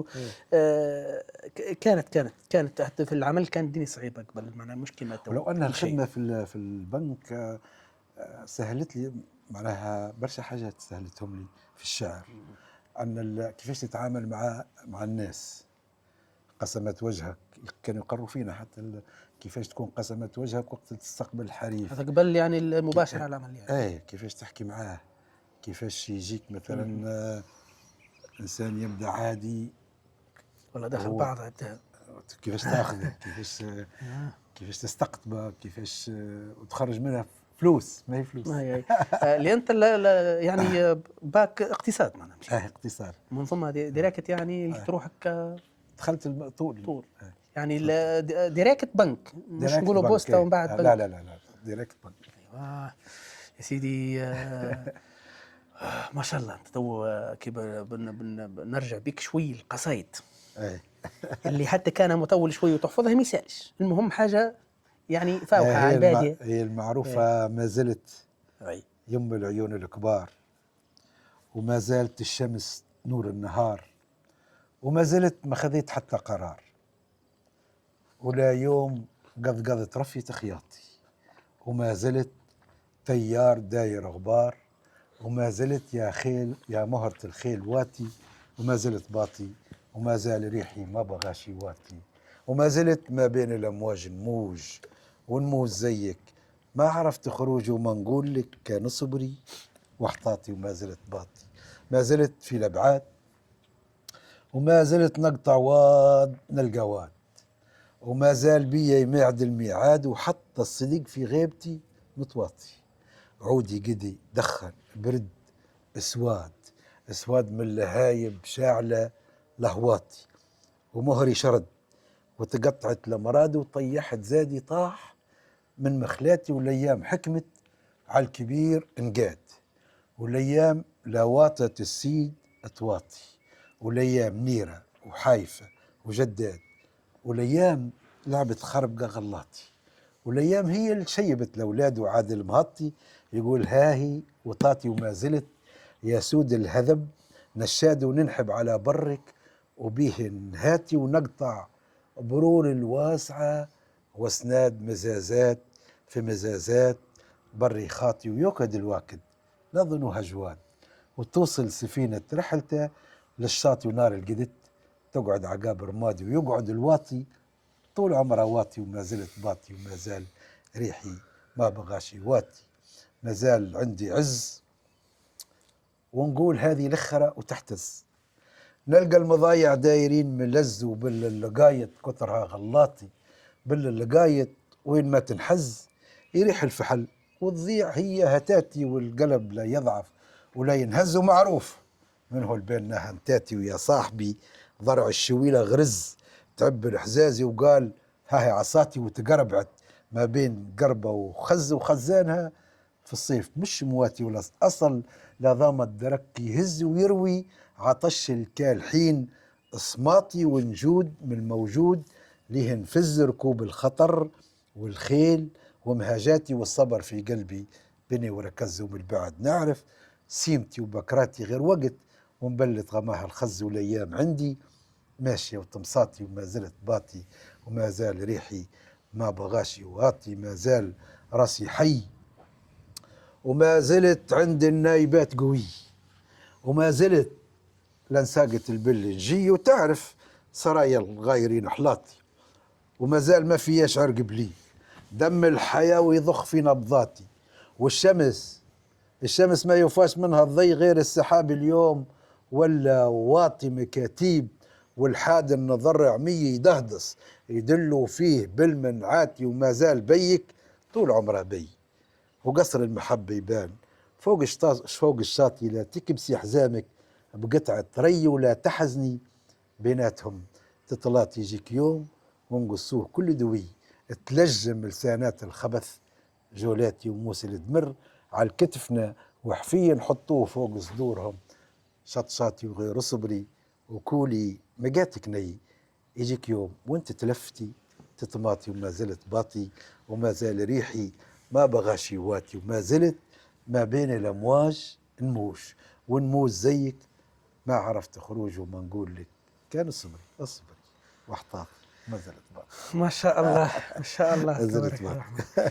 الرحمن. ثم قصيدة اللي هي غنتها أمينة فاخت وما كانتش كاتبة لها، جرح المجاريح شرح المجاريح. عيب، عيبة. وكل يوم عنده ضحية. قبل إيه. هي كيفاش كانت قصتها هي القصيدة هذه؟ هي الغناية لا هي القصيدة هذه ما كانتش كاتبة لها أمينة فاخت، يعني نحب نعرف قصتها، قصتها لشكون كانت متوجهة. العمل اللي خدمته يعني، والملحن رضا شعير، واقترحناه على الفنانة نوال غشام، مهم. وأعجبت بالأغنية، واتفقنا على أساس ننفذها. مهم. وفي أول ظهور النوال في إحدى القنوات التلفزية مهم. غنت منها شوي، وبعد اتصلنا بنوال أكثر من مرة، هي نوال النفذ وهي النفذ وهي النفذ، ما ما كتبش ما كي غنتها شوي في التلفزة معناها خذت اوتوريزاسيون منكم ولا؟ لا ما نعرفش والله، مانيش متاكد، خاطر ديما العلاقات هذه ما بين الملحن والفنان. يعني بعد ما نكمل النص ونسمع الموسيقى وتعجبني، نقول لا، اتفق انت والاطراف المعنيه. كاملا. فالجزئيات ما نجمش نقول لك ايش صار ما بين رضا ونوال. شنو هو نوعيه الاتفاق اللي صارت؟ يبقى ما امكنلاش رضا باش ينفذ معها، ما لبسش الطلب هي وما جتش باش تنفذ، ولا وسمحها امينه عجبتها وقلنا لها هيا ننفذوا. كتبت لها لها لكن الغناية ما شاء الله من اللي غنتها أمينة فخر ضربت في كل بلد ما شاء الله. شيء ما شبه شيء مثل النار في الهشيم يمكن يقول. عندك العمل هذاك انا ورضا، وعندك عمل اخر شو اسمه، يقول مثال شقول بتاع اللجمي، بتاع شيرين اللجمي. حتى هذاك عمل قدمناه في مهرجان القصور بتطاوين، وأدته هي بصوتها، وبعد أعطيناها الغناية فلاقت نجاح منقطع النظير. لو أن الكلام بسيط، مثال تقول ولا أبوك تقول لا، أمي ما تقولش لا، وبابا يعرفها على سنة رسول الله، حنة وهيلول، حاجة كيما هيك. أنا بسيطة. أعطينا منها شوية تو نبدو بالمجاريح. عيبة جرح المجاريح هو عادة نقول لك حاجة ياسين، كل أغنية تتلحن ما عادش نحفظها ياسر، ننساها. صحيح. فالراس الركاب نتاعها يقول جرح المجاريح عيبة. هي الأغنية عندها قصة خاصة، صارت قصة خاصة. تحكيها لنا القصة ولا؟ لا، قصة تري بريفي، فهمتني. لكن وقت هذه من القصائد اللي قلتها مش بالتراكمات، لكن قصة واقعة صارت قدامي. تقريبا هي القصيدة الوحيدة اللي صايرة فيها قصة اللي انت كتبتها. قصة الأطراف مقابلين الزوز. فقلت جرح المجاريح عيبة، كل يوم عندها ضحية، وأنا اللي بجنبه وقريبة، الجرح الأول فيا، عشرة وصارت صعيبة، قصة حياتي عجيبة، ومانيش ورقة في جيبه، يصرف ويرد البقية، وكل يوم عنده ضحية. أبدعت فيها هي الأمانة. هي أبدعت، الملحن أبدع زاد، حتى الشاعر به يقدره. باز الشاعر في أي غناية وفنان باش نكونوا واضحين، يعني نتصور الباز هو هي القاعدة اللي باش ينطلق منها الفنان بحد ذاته. كان هو نجح في الغناية ولا لا؟ شوف، الشاعر يكتب في مستوى معين، لكن الملحن زاد يرتقي بالنص. وقت اللي يعمل لحن جميل يرتقي. هو شنو هو باش يعيد إلقاء القصيدة بشكل آخر. راهي الغناء شنو هو؟ الغناء هو إلقاء القصيدة الشاعر بصوت أجمل أو أحلى أو منغم. فهمت؟ يعني مثلا نلقيها لك بصوتي، ياخذها الملحن يعمل لها ألحانها، تولي عندها شكل آخر في الأداء. أكيد. بعد الفنان هو اللي أداها ويوصلها بشكل أجمل وأجمل. أكيد طبعا. الأغنية هيك مراحل الأغنية كيفاش تكون. نتصور أكيد مواقف صاروا ما أداهاش الملحن زي ما حبيت تكون، زي ما توقعتها تكون. ساعات يجي نص هيك ما تدخلش. لا، ما نحبش نتدخل، لا، خاطر بارك الله في من عرف قدره ووقف دونه. باللي باش تكون تعرف أنت كشاعر وما عندكش خلفية موسيقية، ما درستش موسيقى، مش لازم تدخل في ما تحكش في بلايص ما توجعش فيك، ما تاكلش فيك. ديما خليك في حدود النص. فهمتي؟ إلا فما في حالات أنك إذا كان النص مثلا حزين ويجيك الملحن يلحن في جو فرح، ما تجيش وقت خاطر عنده مبرر. وقت التدخل بتاعك عنده مبرر. بالضبط، خاطر الرسالة مش باش توصل، الميساج ماهوش باش يوصل كما كتبت أنت، باش تصير ديفياسيون للحكاية، باش تخرج على النطاق. كان علاش ما هذا يشحلوا لا؟ نقصوا ونشعلوا. اي مثال شعل الضوء، شعل حتى هذا شعل خالد، شعلك. في الحالة هذه فقط تتدخل معناها. في الحالة هذه وقت تلقى النص معناها هارب على بواقع تولي فعلا. لا ما تجيش ولكن فيما تبقى معناها فيما تبقى تخلي أكيد هي الملحن تخلي له حريه ونقطة وهو امتياز. زاد من واجب الملحن أن يفسر لك علاش مثلا عمل سيكا، علاش عمل بياتي، علاش عمل رست، علاش عمل صباح، علاش عمل كذا معناها، وتتناقش. وهو مع الأيام تولي تفهم، حتى أنت تفهم النص نتاعك وين ماشي ولشكون ينجم يكون، تقترح عليه بعض الأسماء لكن ما تفرضش، خليك معناها في حدود دقيقة مسؤوليتك. يعني إيه طبعا. باش وهذا باش يزيد تواصل يخليك الرحلة. تكتسب محبة في المستوى الفني بالضبط. فيما الحمد أنا لله المساحة الفنية. وهذه اللي الحمد لله توا على الوسط الفني في تونس كل اسأل صاحبي شنو علاقتي بالناس، تلقى علاقة مميزة جدا والحمد لله. هذا كان نحمد عليه ربي، خاطر هو وسط. شوف الوسط الفني فيه زوز خطوط، يا تمشي للخط هذا يا تمشي للخط هذا، الزوز يوصلوا، لكن كي تمشي للخط النظيف يوصلك بأسرع من الخطوط الأخرى. ما شاء الله تو احنا عندنا يعني باش ما نبعدوش برشا، ما شاء الله احنا عندنا فنانين ما شاء الله تبارك الرحمن يعني من كامل التراب الجمهورية. باش نخلوا كان احنا الجهة مثلا بتاعنا اللي هم يغنوا في البدوي أكثر شيء، شكون اللي تراه اليوم ماشي في خطى صحيحة؟ الفنانين اللي عندنا. رؤوف ديجا مشي وقاع شال يوصل، خاطر التواجد في القمة، الوصول للقمة سهل أما البقاء في القمة صعب. لازم تو يحافظ، تو مسؤوليته أن يحافظ على مكانته غاديك، وعمل مجهود كبير. الكيلاني عندي فيه ثقة أنه ينجم يوصل، كان ياخذ شوية الراي هيك ينجم يوصل الكيلاني. ما شاء الله صوته مميز هو. معناها الشاب عماد هذاك تحصيل حاصل ومعناها معروف ما شاء الله غني عن التعريف، وقاعد ماشي قلت لك بخطى وراجع بقوة. وراجع بقوة وبهدوء، هذاك اللي يفرح أنه بهدوء ما هوش ما يفرفطش. وقال لي على حاجة حصرية اللي إن شاء الله هي تعتبر معناها مميزة جدا وفرحت بها أنا شخصيا ليه، لأنه هو ما شاء الله يعني أغانيه اللي قدم ما شاء الله إلى يومنا هذا ما زالت الناس تسمع فيهم. هم الباز بتاعك عماد عنده حاجة، عنده ناس يحبوه مهما غنى، أي شكل من الغناء يغنيه يحبوه.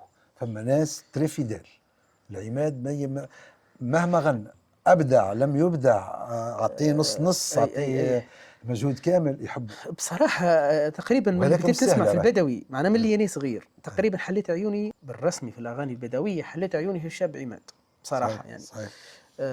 طريقة الإلقاء بتاعها مميزة يعني فيها نبرة حتى من غير نبرته هو ميزيك، التيمبو بتاعه هو معروف. أي ما شاء الله عليه خاص به. عاد قلت لك قال لي على حاجة حصرية اللي إن شاء الله في خلال أشهر، قال لي اللي الأغاني اللي قدم بتاعنا باش يحولهم بشكل فيديو كليب يعني. هذه حاجة في بالك بها ولا بالكش؟ لا والله ما في بالي. هو قال لنا هيك إن شاء الله، أني فرحت بها الحاجة يعني. إن شاء الله لأن توكي باش شانت كبير راهي. شانت كبير. هو معناها إن شاء الله اللي معناها إن شاء الله باش يكون على قريب إن شاء الله على كلامه. واللي تعرف حاجة فرحت بها اللي باش تلقى صدى كبير حتى في السوشيال ميديا، لأن يعني فيديو كليب تغني في أغنية قديمة تجيبها في فيديو كليب ما هيش سهلة، تعطي بعد آخر، تحب لها فريق عمل كبير تصوير ومونتاج وجرافيك ومعناها هو توشني معناها الظاهر انه يعني حتى إعادة تسجيل يصير لي باش تصير معناها بالطبيعي يعني خدمة. وتو في الحالة هذه في الحالة هذه ما صحيح ما ياخذش اوتوريزاسيون اخرى منك مثلا. لا صحيح القصيدة مشت اتفقتوا عليها. اتفقنا هيك ملكة تولي. ايوه ملكة. معناها ملكة مش ملكة، هي ملكة يعني ديما تبقى ملك الشاعر. مش ملك الشاعر، أما عنده الحق في التصرف والتسجيل والأداء والبث. طلبتش في يوم من الأيام ما شاء الله من فنان معين إنه مثلا غنية أعطيتها للفنان هكا، القصيدة أعطيتها للفنان هكا، طلبت من فنان آخر يعاودها، طلبت أنت صاحبي؟ لا ما باش نعملها. باش تعملها؟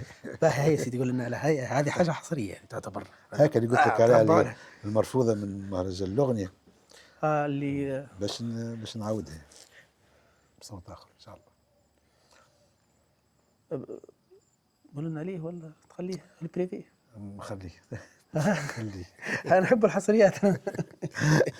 خلت نقول لك في زياره اخرى، ان شاء الله تتكرر زيارتك حذانا. ان شاء الله مرحبا باذن بك. احنا الله. اليوم مازلنا ما فرحناش بك ياسر. لا لا ما شاء الله فرحت بينا. الوجه البشوش هذا فقط يكفي عن ربي عن يبارك لك كل ان شاء شيء. الله. ما هذاك والله هو، الاستقبال ما هو راهو العرب قبل اهلنا القدم آه. كان كيفاش فلسفتهم في الكرم. وقت اللي يكرم كي يجي ضيف يقولوا له زوز يا ضيف، اي زوز. يفرحوا به ويضحكوا في وجهه، يشبعوهش. يشبعوا الفرس، كي توقف الفرس يعلقوا لها المخليه يشبعها، وهو يفرح به وبالموجود يعطوه، يوكلوه بالموجود بالموجود ويرضى هو ويمشي فرحان. اكيد. لكن بالشرها، لكن الفرس يشبعه، الشبع للفرس. اكيد قبل كل شيء. واحنا عاد بشكل عام الكرم الحمد لله يا لا ربي. الحمد لله أي الحمد لله، الشيء ميزه هذا فينا الكل. ما نمتازوش على بعضنا، كنا كيف كيف في الجنوب من هنا، مش حتى في الجنوب، حتى في الوسط التونسي وحتى في الشمال فما ناس اكرم. يعني كليت المسلان في الساحل التونسي. اي لا موجود، لا موجود على في المكان. يقول لك المراه والفرس في كل بلاصه جابت. مرا والفرس في كل تجيب في كل بلاصه. ايوه تجيب الراجل المراه في كل بلاصه، والفرس تجيب بالطبيعه. لما يقول في كل بلاصه. لك تو حتى شيء يخلي الناس تقرب لبعضها اكثر والعروس تزيد تتخلط في بعضها اكثر، هي المراه. بالطبيعه تدريش معناها هي تو احنا تقرب تجي وهي تشوف تبعد. مثلا هنا في الحومه هذه ناكد لك اللي ممكن من نفس عرشي اكيد فما زوج ثلاثه هنا اكيد جيرانك، لا وخلاف اللي نقولوا احنا من نفس المنطقه اللي هم بن أكيد. قردان، لا لا والعكس كذلك. كذلك. معناها من الشمال للجنوب اختلطت. انا عمتي ما شاء الله وانا واخذه في تونس معناها. وانا بنت خالي واخذه في بن قردان. يا ريت. ما انا قلت لك معناها يقول لك الناس وين يخلطها في بعض، معناها يخلط. ونحياها زاد وسيله. وسيله. نوجه لك تحيه اختي ان شاء الله. واكيد من تو بن قردان ومارف قابس تك سويعه تلقى روحك يعني، خاصه بالتورود خطوه. في لحظه ثاني والله نجي. تعرف نتعدى ديما من هنا نمشي المطماطم، يعني نمشي الميزان دوت الطريق يعني. هذا تعدى من الطريق هذا نمشي الميزان دوت، غادي مشيت المنجيه ومشيت المريم.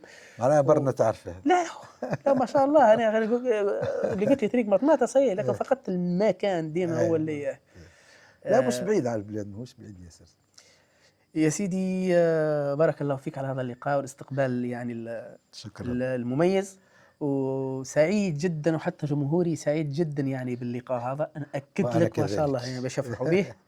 سلم لي على الناس كل اللي تابعوا فيك، وسلم لي على اهل بن قردان الكل، وان شاء الله تكون اطلالتنا مونسه لكم وسمعناكم قصايد تحبوها، وان شاء الله على نتواصلوا ديما ان شاء الله يا رب. وربي يديم اكيد ان شاء الله ان شاء الله يا ربي. ومرحبا بك في بن قردان. اكيد باهلي واكيد هو في الصيف السنه عندك ان شاء الله ان شاء الله فما شويه حاجات غادي. اي اكيد بالطبيعه. اي حاول مرحبا بك.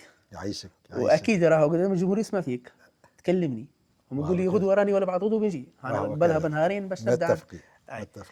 تحياتي لكم جمهوري العزيز اينما كنتم، وهذا كان اللقاء مع الشاعر الكبير الصحب شعير الغني عن التعريف. تحياتي لكم، وان شاء الله في لقاءات اخرى. في امان الله.